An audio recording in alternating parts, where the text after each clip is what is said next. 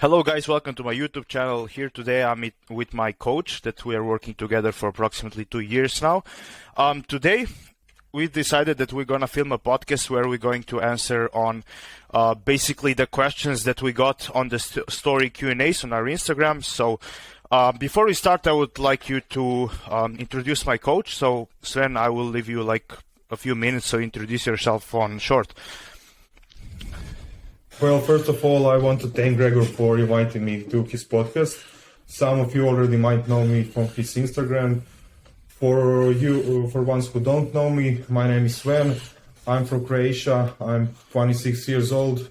I've been bodybuilding for 11 years and coaching people for like almost 8 years. I started doing it for free in high school because I liked it from the start and I knew it was the right direction for me. Also, me and Gregor have been working for 2 years now, but honestly, I consider him more of a friend than a client because a lot of times we just talk about business and life stuff, things that are just not related to fitness. He's a very good and very smart kid, and I always tell him that I can already tell you now that he will be a really, really good coach in like 2 or 3 years' time, because he's constantly learning. He's actually the one who is sending me like new stuff now. He'll always be the first one to text me like, look at this new research, or look at what I watched on YouTube, what do you think about it? That's what I really like about him, but because that's the best way to learn. You always have to keep improving. Thanks, bro. Before we start, I will put your link of the Instagram below your picture. So I suggest you guys go check him out on Instagram, give him a follow, and yeah. So we have picked like a few questions that we plan to answer. So I suggest we start with the first one that you recommended before. So about the loose skin. Oh yeah. So the question I got was, is it possible to naturally get rid of the excess skin once you lose a lot of weight? And I thought that was a really good question because a lot of people that get into fitness and gym and decide to hire a coach has a problem with excess weight, some more or some less.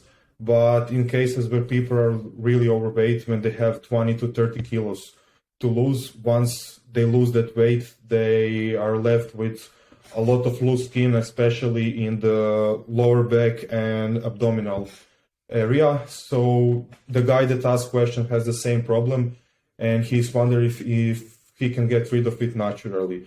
Unfortunately, once you already lost the weight and got all the loose skin, the only way to get rid of it is a cosmetic correction. There is a surgery where they will literally cut off the excess skin and stitch the rest of it up, and you have it's a semi-long recovery period, and depending on how the surgeon do it, you have a more or less of a scar, and then you can do anything normally. One way you can prevent it is by taking a smart approach to dieting. So don't go in hurry. Don't do crash diets, unnecessary keto diets, and lose the weight too fast. The faster that you lose the weight, the higher is chance to have the excess skin problem. One thing that you have to be aware of is that when you are starting your fitness journey, your current look is the reflection of how you've been taking care of your body, training and diet-wise, for the past years of your life. So if you haven't been taking care of your body for, 25 years, let's say a person is 25 years old, you can expect magical results over the 5 months. Don't rush it, take your time. If you have like 20, 32 kilos to lose, take at least a year, maybe 2 years and a half, because the slower you lose the weight, first of all, it will be healthier. It will be mentally easier because you won't need as much of a deficit and you will have more food to eat. So the diet will be easier to maintain. And the third, the body and the skin will have more time to adapt and to tighten up as you go. Of course, as always, genetics play a decent role in it. Some people have more luck from that perspective. Some people have less luck. Also, once you lose the weight, if you continue with the bulking, that will help a bit with the loose skin, because putting on new muscle will fill you out back. I had one friend, he was almost 25 kilos overweight, and he just decided one day that he will prep for a bodybuilding show as a motivation for him to lose all that weight and to get healthier. So he did a prep completely naturally, just as a motivation for him.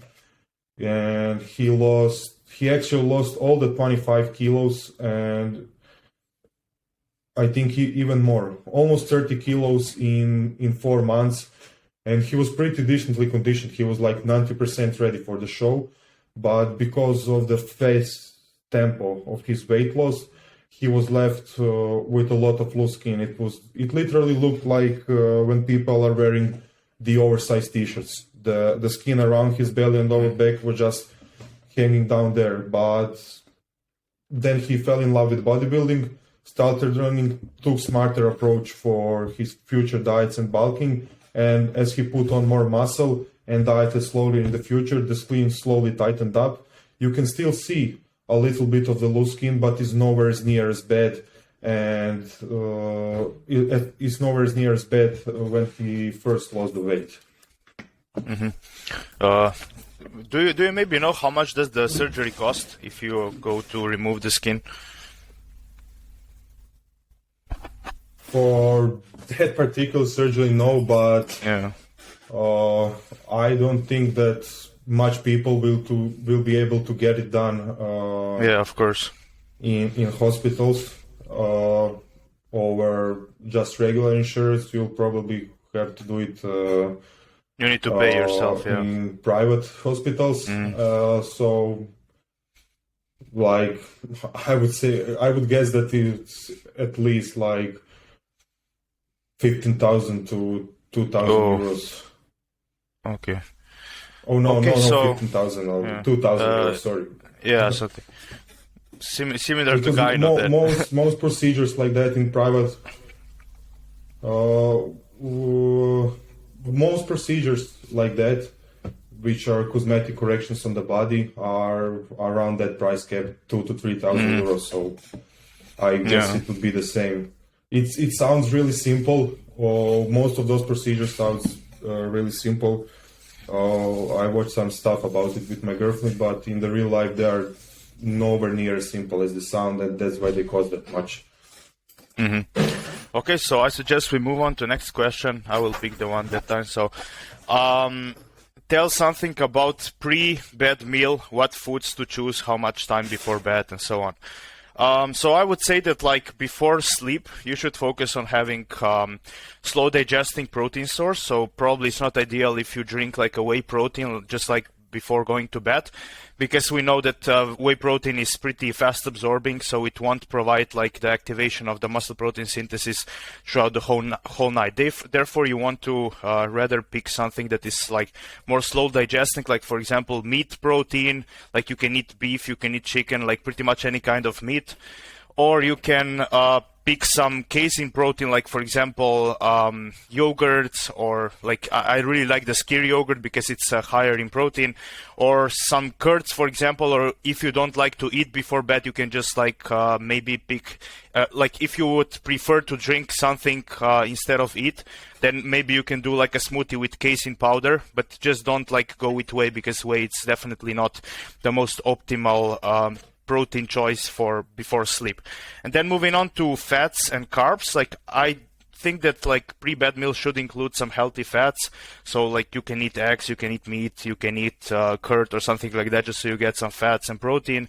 And then about the carbs, like that's really more like of personal preference. So some people, they don't like eating carbs before bed, some others do. So I see nothing wrong with eating carbs before sleep. It's perfectly fine in my opinion. And I personally, I like eating carbs. I even think that like eating carbs before sleep, if it's not like too big of amount of carbs, it actually helps me sleep better because of the insulin spike. So oftentimes, like do you know when you eat a carbohydrate rich meal, like afterwards you feel a little bit sleepy, you know. So like a lot of people will say that like if they eat carbs before sleep, they will sleep better, you know, because it will kind of like make them a bit sleepy. What are your thoughts on that? Like, would you agree with me and based on what I said and all that? If I remember correctly, during 2019, there were a couple of studies that showed that carbs in the meal before bed actually helped with falling asleep easier and improve sleep quality a bit.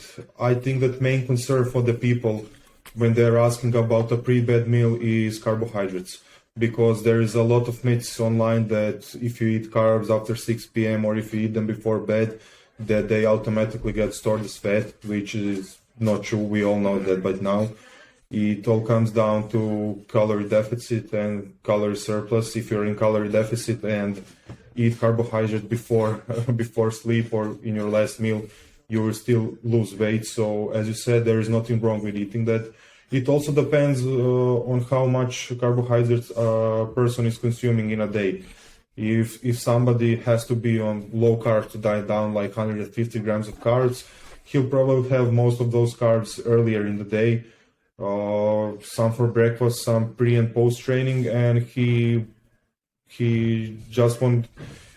won't have any carbs to fit in his macros in his pre-bed meal.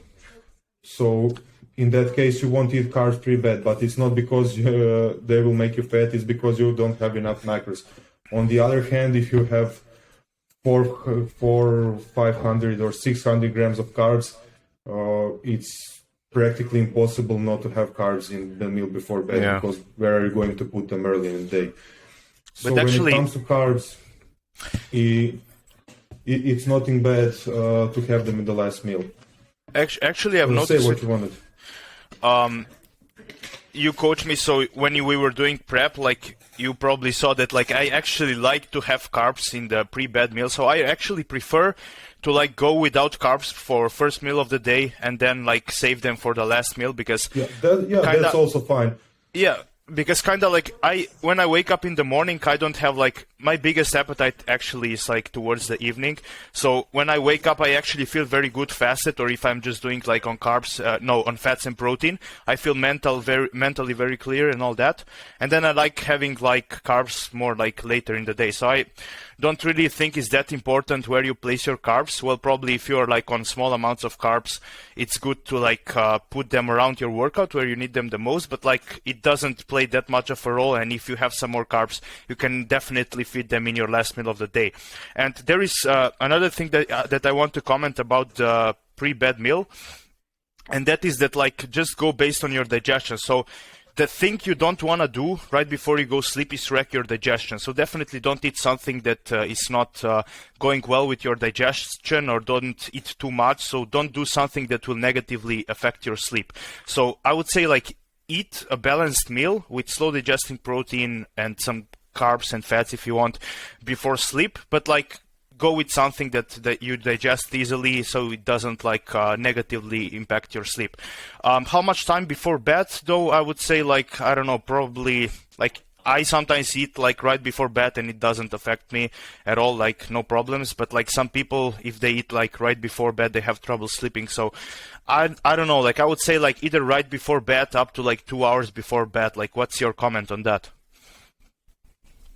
I agree with that. I think that it just comes down, same as carbohydrate, to a personal preference. Like, for example, I'm complete opposite of you in that case. I can't eat right before bed. It makes it harder for me to go to sleep, and the next day I wake up with zero appetite and with stomach pain. For me, it's like hour to an hour and a half, maybe even 2 hours formalized meal before bed. So just like you said, anywhere from 2 hours or directly before bed for your last meal. For fats, I also agree with you.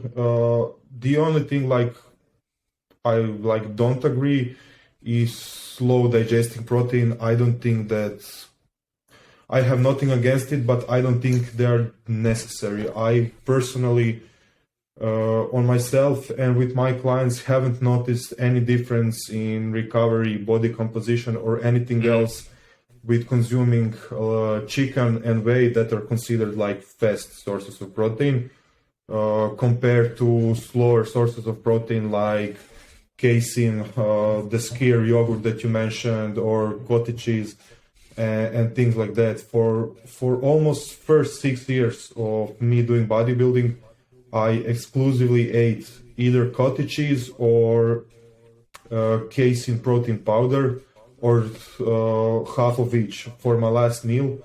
And then at one time I cut out the casein protein powder just for financial reasons. So I narrowed down my protein choices to whey protein and just chicken breast, because they were most practical and the cheapest for me to get financially. And in that period, I didn't notice any difference.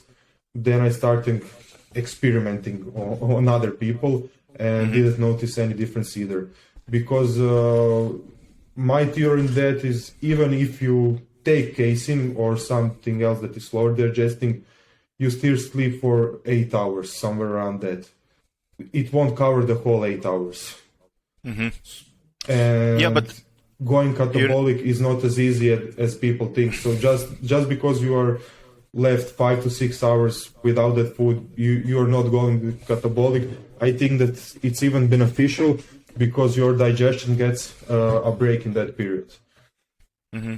Yeah, of course. But like, actually, when you were drinking, like, let's say whey before bed, did you just like drink whey? Or were you adding some fats or fiber alongside? Because, like, if you add like fiber or a fat source, the whey was the whey protein in that case was a part of a meal. Most of the time, it would be with oats and maybe some almonds or peanut butter. The yeah, basic you see, oatmeal. because if you add fats and fiber alongside your whey protein, doesn't it actually slow down the digestion of this protein? Yeah, it does. But you're not going to eat just protein before bed anyways. You're going to eat the full meal. Yeah, but my point was that most of people will. My point was that probably it's not the best scenario if you just like drink whey protein with nothing before sleep. But if you were to drink whey protein, at least like try adding in some fats and fiber, so you slow down the absorption of this protein a little bit.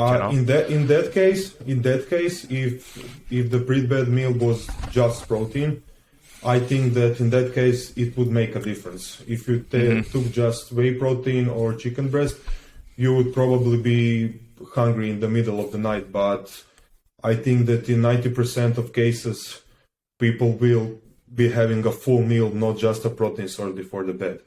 At least they will be having another fat source with a protein source. And like you said, adding fiber or a fiber-rich carbohydrate source or a fat source will slow down the digestion. So the whey or the chicken breast combined with that will still have that time release effect that we want. That's why I think that it doesn't make much of a difference. You can just buy whey protein and chicken breast, stick to it, and don't lose the extra money on casein and all the other supplements. Yeah, okay. I think we are done with this question. Can you suggest the next one? Yeah, let me just check.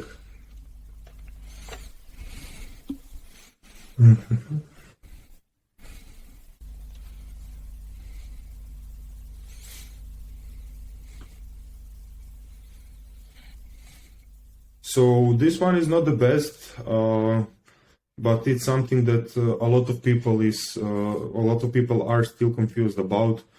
So I think it will be useful if we'll address it. So the question goes is how to lose body fat from your abdominal area, or at least keep it the same while in a caloric surplus.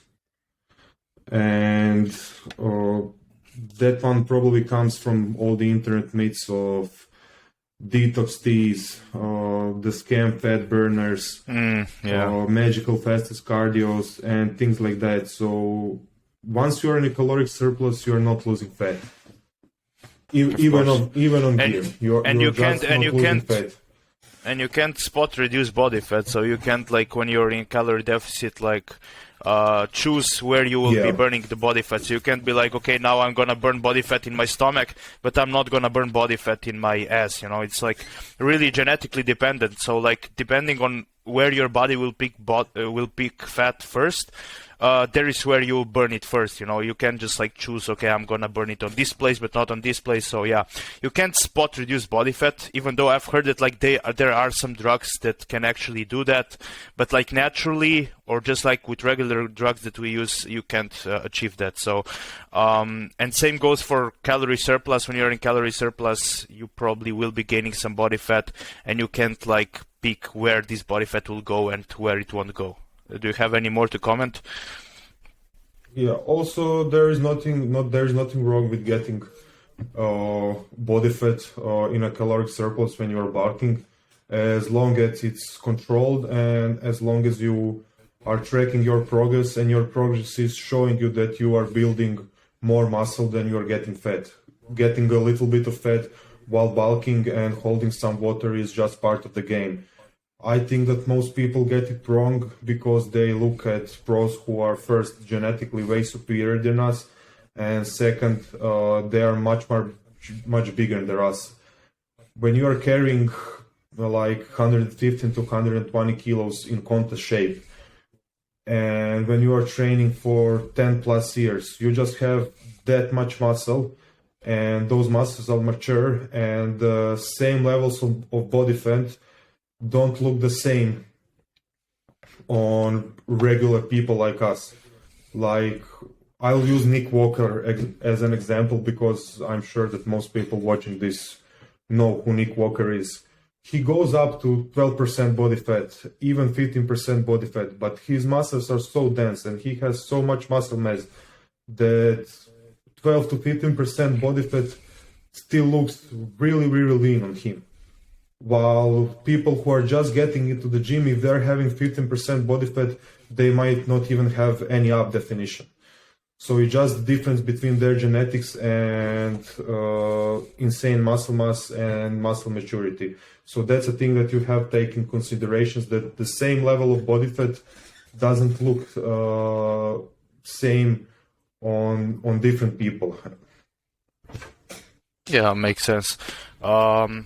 So moving on to the next question, should we count protein from all sources, including things like bread, oats, and so on, or just like from protein sources, you know? So I would say that like, yes, you should count all the proteins, because like even the shitty proteins or like the low quality proteins from breads and all that, they do have calories, so they definitely count. So you can just like ignore them, you know, especially if you're on a diet.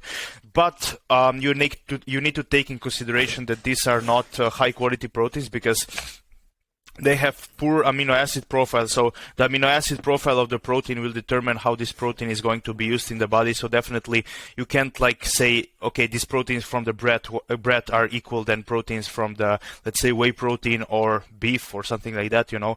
So that's why I would like, if you have like a lot of those, I call them shitty proteins coming from your diet, I would just like increase your protein intake just so you're sure that you are getting enough high quality protein. What's your comment on that? Want to add something? I pretty much agree with you. For most people, it will be way easier and way simpler to count all the proteins, because they will be either following a given meal plan or tracking their food with an app like a MyFitnessPal. So it will be way easier to count all the proteins, and it's fine as long as you make sure that 70% of those proteins come from direct and quality protein sources like eggs, whey, meat, fish, and things like that. I don't think that it's a huge problem, because once again, when you're having a full meal, there will be some proteins from, like, let's say rice. 100 grams of rice is 10 grams of protein. So you'll have 10 grams of protein from rice. And if you have some peanut butter, you will have like another 3 grams of protein from there. So you're having like 13 grams of what you call them shitty proteins with poor amino acid profiles, but you're probably having like 200 grams of meat, which is 45 grams of complete quality protein, and the total for that meal is almost 60 grams. But most of those 60 grams, 3/4 of it comes from quality and a complete source of protein, so that 1/4 of shitty proteins in that meal won't make a difference for you, and you shouldn't be conservative. Yeah. The only time when I think that it might be necessary to only count direct protein sources is when you are a pro bodybuilder. And it's might even in that case. Okay, so you know what? To conclude on short, like what you should do is like if you're worried about not getting enough high quality protein, then just like increase your protein intake. So for example, if you're eating 2 grams per kilogram of body weight, let's say you have 90 kilos and now you eat 180 grams of protein, like you can just up that protein up to like 250 grams and you'll be like almost 100% sure that you're getting enough protein. So it's pretty simple. Like I would just like in that case, if you're worrying about that, just like increase your protein intake and you're pretty much good. Do you have? Yeah, it's a really good case, fail safe. Do you have another question to suggest so we answer? Like, let's do one me and one you. Yeah, I had one that I really liked. Let me just find it.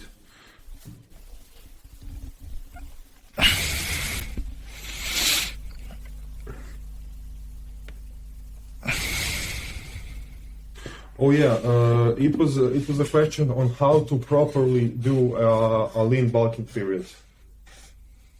The person who asked the question asked if we could give some tips and general guidelines on how to do a proper lean bulk. So first of all, the number one thing for lean bulking is that you have to be lean. You can't do a lean bulk if you're not that lean. I think that is logical, but for some people it's not. So the first step to lean bulking is getting your base right, and it's having a low enough body fat. I think that you shouldn't aim for a proper lean bulk with anything higher than 10% body fat, because you need really good appetite and insulin sensitivity for a lean bulk to be executed correctly. And the second thing is discipline and taking your time. You can't rush lean bulk. It doesn't matter if you're natural or on gear. You have to take your time for a lean bulk, and I would recommend at least 6 months of lean bulking for most of the people, even longer if you are in the beginning stages of your fitness journey, because your body just needs time to put on new muscle tissue. Even if your scale moves up fast, most of those kilos won't be muscle, it will be butter and fat. So you should just have a really slow pace of somewhere around 2 kilos monthly, and stick to our plan with a progressive overload in your training program for 6 months. At the end of the 6 months, that will be 12 kilos, where you will have 5 kilos of new muscle, and 5 kilos of new muscle built correctly and proportionally is a lot. Yeah, of course. Then the next thing I would also add, like for lean bulking, I really find that cardio is important. So you like keep some amount of cardio in year round.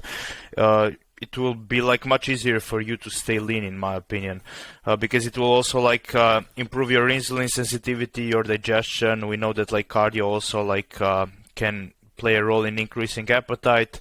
So I think like cardio is a nice. I mean, I think in my personal opinion is that like in any bulk, no matter what kind of bulk you do, you should be doing some cardio year round, just because of all its health benefits and all that.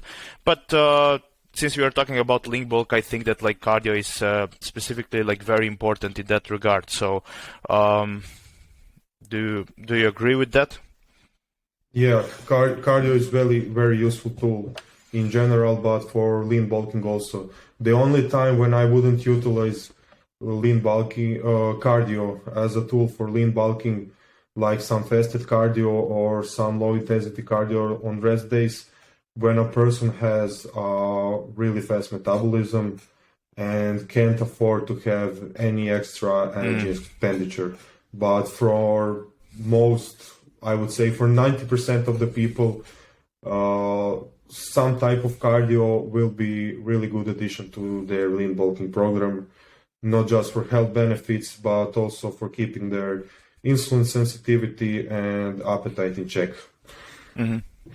Maybe also worth mentioning that like you should stick to mostly like clean food sources, so you're definitely not bulking on like processed foods and all that, but you stick to like, you keep your diet as clean as possible. You eat like, I don't know, oats, rice, meat, potatoes, eggs, yogurt. Yeah, I don't think that fruits. Should even be mentioned. I mean, consider that a staple. yeah, of course. But like some people actually do think that like. But you're right. Mm-hmm. Because food choices do matter. Like I always say, like eating 100 calories from apple is not the same as eating 100 calories from Coca-Cola with sugar, for example. So, yeah, definitely keep your diet clean. And is there anything more that we need to add? Well, since you mentioned food choices, I think that number one thing when choosing food in case of the lean bulking is to watch your digestion, because if you mess up your digestion with fitting too much crap into your macros, your appetite will suffer, your insulin will suffer, and then you are not on right track to lean bulk. Mm-hmm. So it's not just health benefits that come from clean foods, but it's also watching your digestion, because it transfers further to your appetite and insulin sensitivity, which both play a huge role in lean bulking. Without proper insulin sensitivity, figuratively speaking, you won't be using most of the food for building the muscle. And if you don't have enough appetite, you will be struggling to eat all the food. And if you can't eat all the food and reach your given macros and caloric surplus, you won't grow and you won't recover from your weight sessions. Mm-hmm. For insulin sensitivity, I actually have a really good YouTube video about it where I filmed it alone, actually. So if you're interested in optimizing your insulin sensitivity, I suggest you go check it out. So another thing that is maybe could be very useful for lean bulking is, in my opinion, carb cycling. So like if you're going up to like high numbers of carbs, like I think it like you should throw in between some low carb days just for the sake of like optimizing your insulin sensitivity, So maybe like go a bit higher carbs and lower fats on training days where you need like more carbs, to perform. And then on rest days you can like, I'm not saying that you need to cut out carbs, definitely not, especially if you're bulking, but like you can go a little bit lower on carbs so you give your pancreas and your body like a little bit of break from releasing all this insulin for a day or two, like when you have rest day. And you get, if you still need a lot of calories, you can maybe increase the fats a bit at that time. So I think we've covered pretty much anything. Is that there anything more that you need to add about this question? No, the thing that you mentioned with lower carbs on rest days, I mean, that I agree with that, because that's my approach in most of the cases. Yeah. Some people say that you shouldn't lower the food,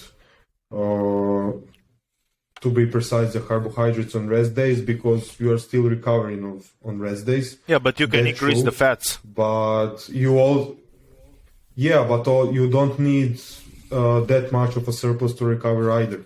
If you're if you're training for a longer time, let me take a step back. It's not same for all the people. Some people will have equal calorie intake to all the days, but a lot of people can find it beneficial, because let me use your example. You are training for a long time now. Your metabolism is built up. I had you up to 750 grams of carbs on training days. In some periods, you had 750, 100 grams of carbs on all days.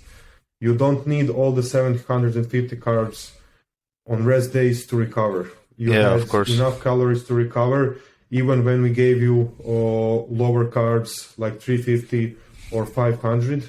And by giving you that lower carbs, we would give your appetite and digestion a break that will prime you for the upcoming days of 750 grams of carbs. Mm-hmm. Yeah, sure, makes sense. Wait, let's move on to the next question. How to optimize natural testosterone production? So I think the most basics, the most important stuff is like the simple lifestyle and diet choices. So you're going to be like, in order to optimize testosterone production, you need to be like training.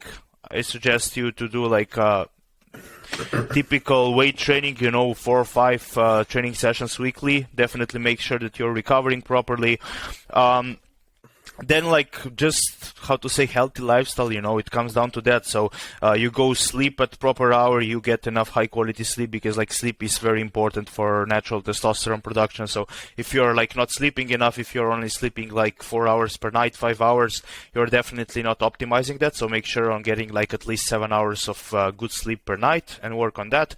Then the next thing would be like the stress management. So if you're like constantly under stress, then that's definitely negatively affecting your hormone production. So work on that. Like, I mean, it's for sure, it's hard to say like, bro, just don't stress, because like it's easier said than done.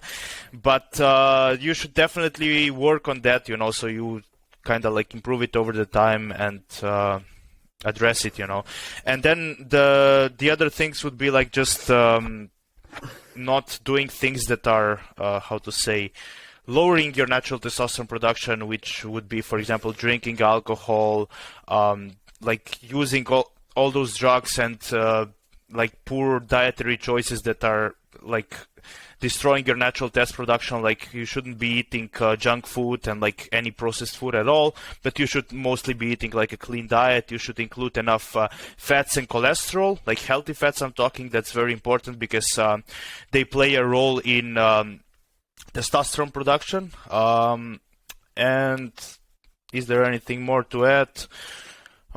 Maybe you should also be like a bit leaner, but not too lean, but like at like a sweet spot of the body fat. So you're not too lean, but also you're not too fat, because like obesity, we all know, it's like really closely correlated to hypogonadism, which is like low testosterone levels. So yeah, like on short, I would say like it's 80%. It just comes down to like you having proper diet and proper lifestyle and avoiding things that are harming your natural test production. And then those 20% might be the supplements. Like you can look into zinc, ashwagandha, vitamin D, tonga tali, and there are plenty more that you can look into. But like first make sure that your diet and your lifestyle is on point, and then you can also look into supplements and you see. What's your comment on that? Well, you pretty much said everything. Mm-hmm. The number one thing for healthy testosterone levels and healthy hormone levels in general is just living a healthy lifestyle. The only thing I want to add is I think that it doesn't necessarily have to be like a full bodybuilding lifestyle. If you don't like gym and the weights, it can be doing calisthenics at the park, or I don't know, if you like fighting, do MMA. Yeah, just like some form of sports, exercise. Do football, basketball. Just have some physical activity. And when it comes to diet, you don't have to eat a full prep bodybuilding diet, but be aware of the foods and liquids that you consume. Don't consume too much junk food and alcohol. Just have a sense of what you are ingesting into your body, and make sure that 80% of it are healthy choices, and then have 20% room for having some fun, going to some burgers with your friends, having a night out and drinking some alcohol and things like that. And also I want to point out one mistake that I think that most people do when they look into their hormone levels, testosterone levels in particular, is that they focus too much on supplementations. all the supplements that Gregor mentioned are very, very useful for healthy hormone levels, but they won't do shit if your lifestyle is not on point. So you can take as much supplements as you want. If you are not living a healthy lifestyle, those supplements won't help. Mm-hmm. Yeah, makes sense. Do you have? I think we've covered pretty much everything. What is the another question? Yeah, that's it for this one. Mm-hmm. Oh yeah, this is also a very common one. I think that you probably heard it 100 times, but it still confuses a lot of people. And it's about symmetry. In this case, when I say symmetry, I mean from left to right. If you would draw a straight line exactly to the middle of your body. Nobody, yeah, I skipped. So the question that the guy asked is that his right shoulder is bigger than his left shoulder, and he asked how to fix it. Should he throw in his workout program pressing motion or isolation motion just for his left shoulder, or any other tip that we could give him? And the thing is that no one, unless maybe Phil Heath, is perfectly symmetrical. But even he didn't. He was a 7-time Mr. Olympia and had a really good symmetry, but even he didn't have fully symmetrical six-pack. So it's completely normal to have smaller asymmetries, and believe me, you are the only person that notices that. For example, my right triceps is smaller than my left triceps, and if you go to my Instagram profile and scroll back a bit and look some pictures from my competitions, you will notice it now. But before I said that to you, you would never notice it, because those asymmetries are so small that they don't matter. If you want to work on them and make sure they don't get worse, the only way, and also the effective way, is to include the unilateral movements in your workout program for that particular muscle group. So in this case, he asked about his shoulders. So yeah, just let me explain. We have bilateral movements and unilateral movements. During the bilateral movements, the both sides of your body are working together, and for unilateral movements, each side is working independently. So in this case, it would be doing a dumbbell shoulder press instead of a barbell shoulder press, because during a barbell shoulder press, you're using both of your sides together, and the stronger side can compensate for the weaker side. While doing the dumbbell shoulder press, each shoulder is working independently, so the stronger side can compensate for the weaker side. You can maybe throw in some extra sets, like 1 or 2 sets more if you really want to give some extra attention to that, but it's not needed. Mm-hmm. Okay. Yeah, I actually fully agree with you on that, what you said, so I don't have any more to add to say. Next question that I got was how to know that we are overtrained and that it's time to deload. Okay, so I also made, I think, really good video on that. I filmed it alone on my YouTube channel, so I suggest you go check it out, where I cover it more into details. But I think that it comes down to you observing your body and listening to its feedback. So how do you feel? Do you feel overtrained? Do you feel that your strength is not progressing, or even that your strength starts to decline? Do you feel fatigued all the time, that you are tired, that that your central nervous system is burned off? Then the next thing could be that you can't sleep because you're overtrained. This is very common with me. So when I go into state of overtraining, I have really troubles falling asleep. I don't know exactly why. Is it just the central nervous system burnout or how? But I'm kind of tired and fatigued all the time, but I it's hard to relax. It's hard to fall asleep. So then maybe the other signs of you needing a deload could be that like you simply just like lack motivation to train, even though that's like a hard one. It's not like, okay, now you're unmotivated. Like people will like, will say, okay, I'm unmotivated, this means that I need a deload. No, it's not like that. Like you should take into consideration like the full picture, like what your body is telling you, and then you make like an assumption, okay, maybe I'm really overtrained, maybe I need a deload, or just like take a few rest days and so, or something like that, So is there anything more that you want to add about that? Just one thing. You can literally Google the symptoms of overtraining. Yeah. There is a lot of bullshit on the internet, but you can find the correct information for this. It's not hard.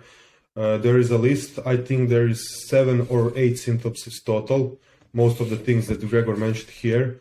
And I would say if you are experiencing 4 or more things at the same times, you are very likely overtrained.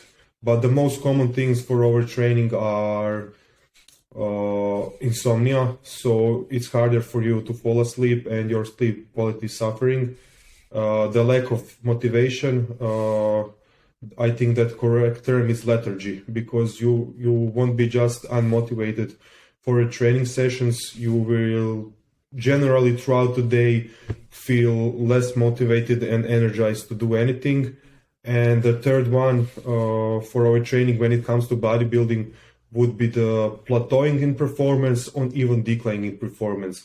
Of course, it's impossible to have a linear progression, because if that was possible, all of us would be benching 500 kilos. It would be just a matter of time. But you should have a certain progression from week to week, if not in weight, then in reps or in the control of the certain exercise. So once your performance starts plateauing or never declining, you're definitely overtrained and you need a deload ASAP. Mm-hmm. Okay, let's move on to next one. And one more thing, I just remembered now. I think that you didn't mention it.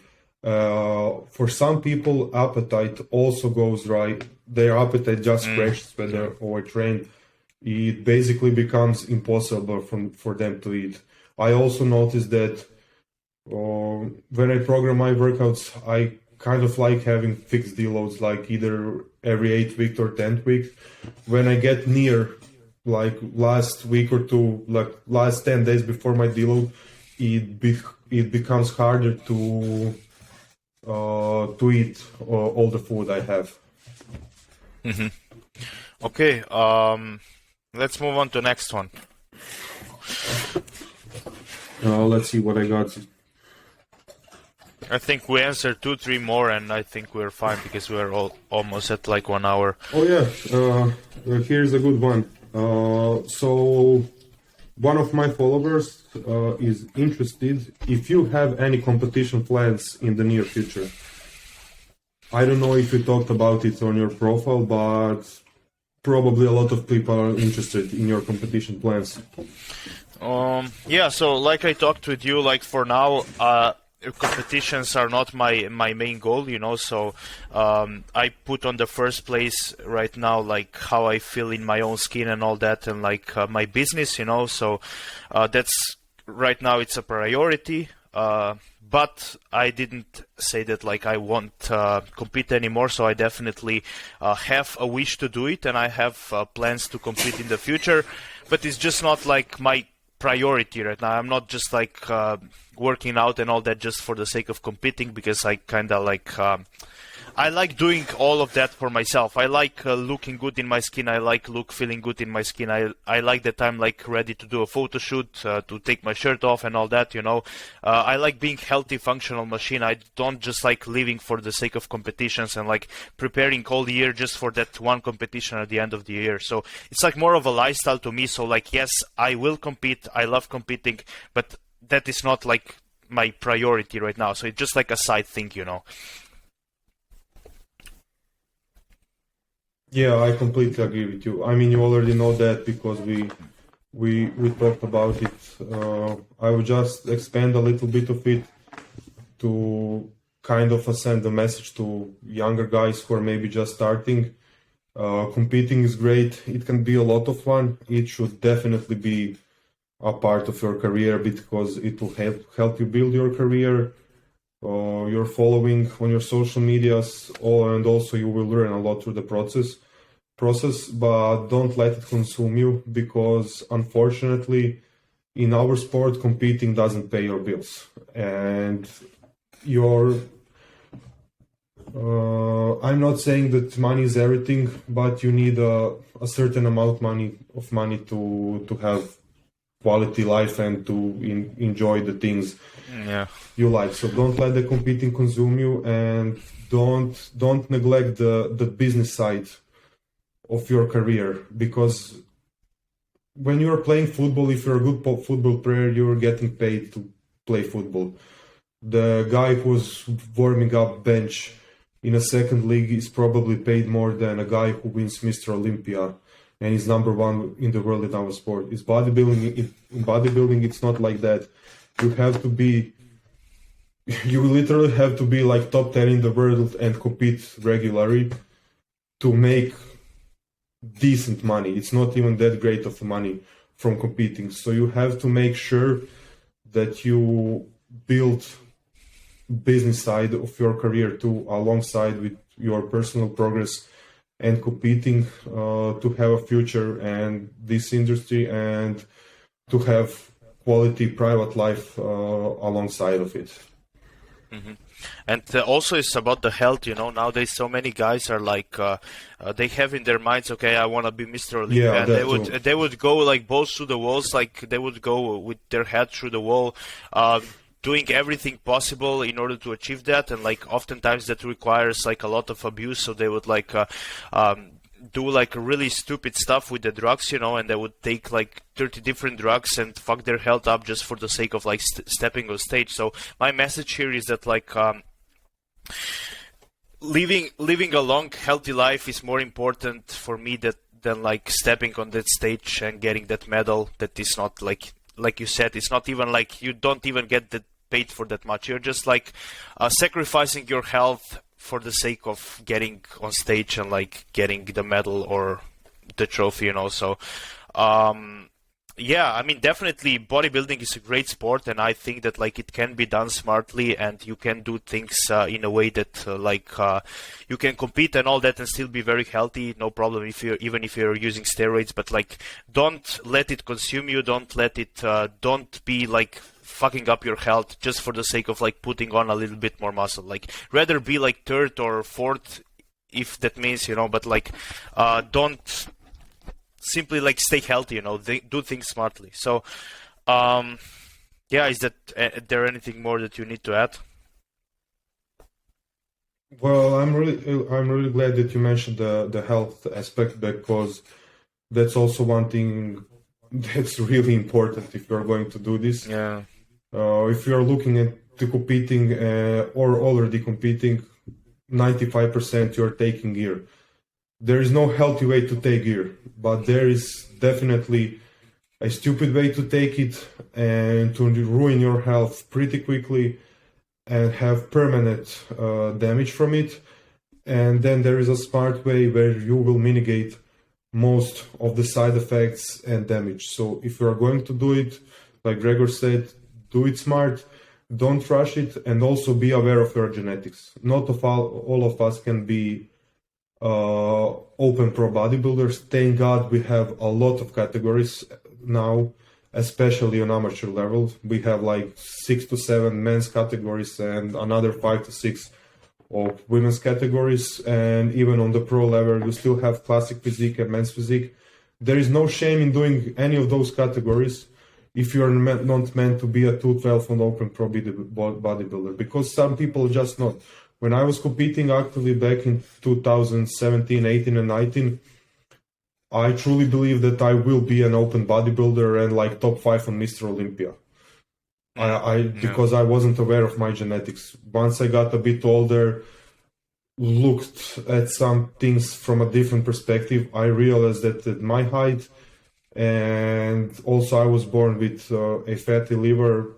Long story short, for for people who don't know what fatty liver is, basically my liver enzymes are elevated all the time. Even when I was natural, 10 years old, training swimming just for fun, I would do a health checkup before some competition. Even then I had high liver enzymes. Some people don't have that high liver enzymes after doing a cycle of steroids. So once I realized that there is no way I'm going to be an open pro bodybuilder, let alone a top 5 on Mr. Olympia, without completely ruining my health. Also, I'm 185 centimeters tall, so I would literally have to abuse my body with drugs to get there, and that just wouldn't be smart. So be aware of your genetics. If you're not meant to do it, you're not meant to do it. Stick to the lower categories and save your health, because you can't out-drug the genetics. Yeah, I know that most of the people think when they see a pro bodybuilder that he's taking like 15 grams of gears and 30 units. Yeah, and then they do it. And they're not. Yeah, I just wanted to say I'm that. not saying like, that guys like Nick Walker. Guys like Nick Walker are doing like only 500 milligrams of test, but believe me, they're not taking as near as you think. They just have better genetics than us. They have incredible work ethic, and they respond to gear crazy. Couple of days ago, I saw Nick Walker. Someone put 8 pictures of his progress over the 8 years of time. He was literally building like almost 15 pounds of pure muscle from year to year over 8 years. Most of the people, as much as they would push gear, they still wouldn't build 15 pounds year to year for 8 years straight, because they don't have the genetics. Yeah, of course. And that's the mistake that many people nowadays make, is when they look up to those bodybuilders and they're like, okay, I want to be like them, and they think that like in order to get there they need to take like absurd amounts of drugs, and then they end up just like fucking up their health and they never get to that physique, So that's why take in consideration your genetics and everything, and approach bodybuilding smartly. Now I think we're getting pretty long, so I would just answer to one more question and then we can pretty much stop, I think. Sure. So the last one would be, it's about the gear, and the guy basically asked me, what third compound would you add to the test and NPP cycle? So nandrolone phenylpropionate. Like which one would you pick? And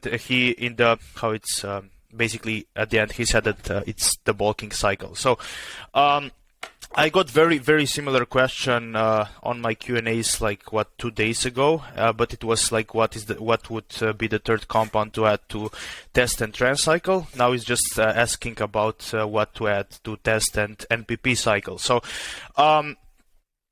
I would go like that. So ask yourself, like, you have a testosterone. I don't know the dosage, but like you have testosterone, you have nandrolone. So you have an aromatizing steroid, which is testosterone, then besides that you have a nandrolone derivative.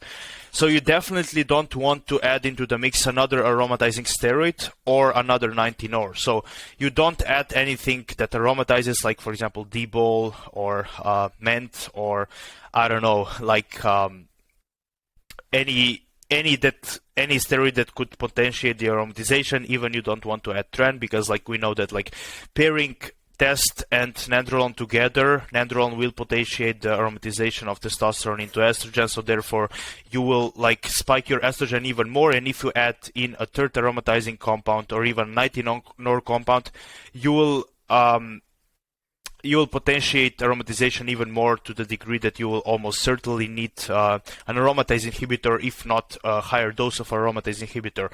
And also I wouldn't be adding in the trenbolone, because like you already have an androgen derivative and that can increase the prolactin, so adding in tren would be like another complication that could increase the prolactin even more. Therefore you will possibly need prolactin lowering drug, like for example cabergoline or something like that. So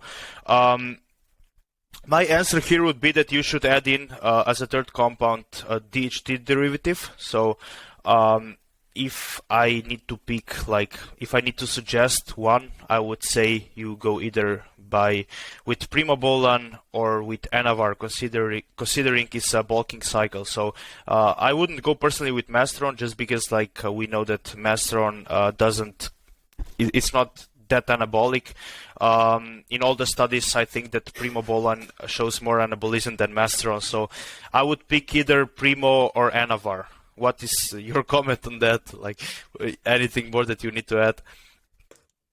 Well, in this case, primo is basically the most logical option. The only thing I don't like about this question is it's hard to answer because we don't know anything about this person. Yeah. Because if he's new into the gear, he maybe doesn't even need a third compound. My third cycle was test an MPP alone, and I put a lot of muscle. I was almost 7 kilos heavier the next time I prepped for a show. Because it was my third cycle and I was still fresh in terms of a gear response. So maybe he doesn't even need the third compound. Yeah. But let's say he got all the steps right before and he wants a third compound. If it was an injectable, then I would definitely go same as you with Primo. It would be just the compound that would give most benefit to the cycle. And if he doesn't want third injectable because of extra pinning, I would go with a clean oral like a Terranibol or Anavar, and I would use it in a second half of a cycle because MPP will kick in relatively quickly. Once it builds up, the long ester of testosterone will be starting to kick in, so he will have a little bit of boost at the beginning, a little bit of boost in the middle, and then for his second half he would add the oral to still get that extra kick for strength and pumps in the gym. Yeah, I was answering basically if he was like, okay, I'm going to add in a third compound, so that's why I didn't mention, like, yeah, of course, he may not need a third compound, but in case he will do it anyways, I suggest that he does a DHT like Primo or Anavar. Because yeah, of course. He would probably listen to the podcast, and maybe it's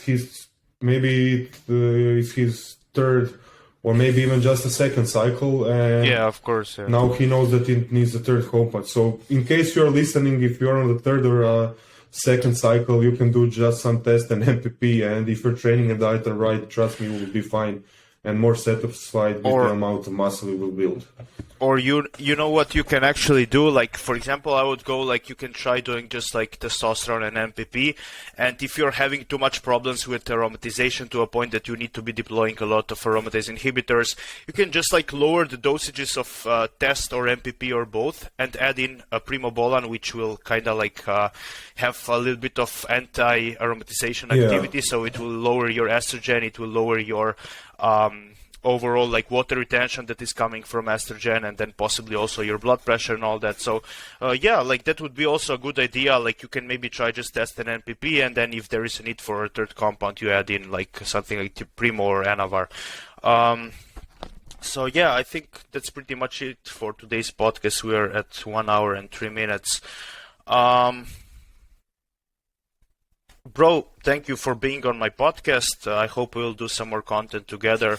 For you guys, like always, don't forget to like, subscribe, comment to support the channel's growth. If you need anything, just like DM me or Instagram or DM Sven. We are both online coaches, so if you need coaching, you know where to find us. And see you in next video. Have a great day. Bye.